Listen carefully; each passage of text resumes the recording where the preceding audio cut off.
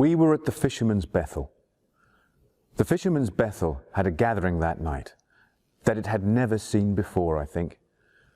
The centre of that building, the ordinary hall, seats 800 people.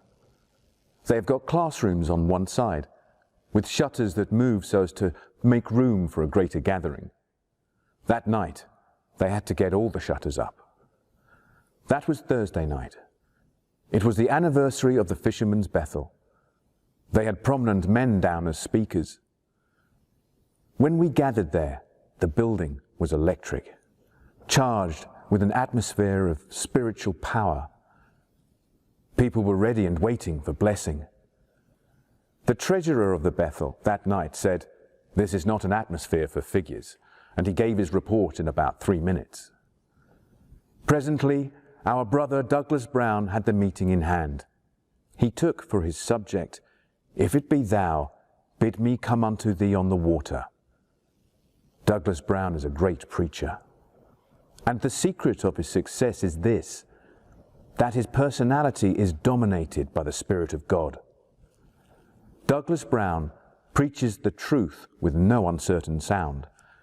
You get old Bible doctrines and apostolic preaching, and thank God, apostolic results. He preached that night with great power on those words, "If it be thou, bid me come to thee on the water." He showed that stepping out of the boat, stepping down, stepping on the water was simply stepping on the Word of God. And God never lets you drown in coming to Jesus. The inquiry room was packed a few minutes after the sermon, with men and women crying to God, "What must we do to be saved?" It was like an auction room.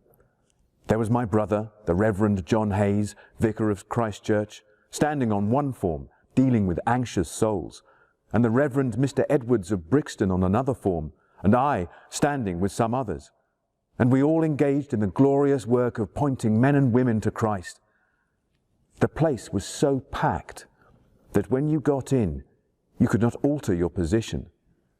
The missioner simply had to tell people, "You will have to find Christ where you are. The inquiry room is full.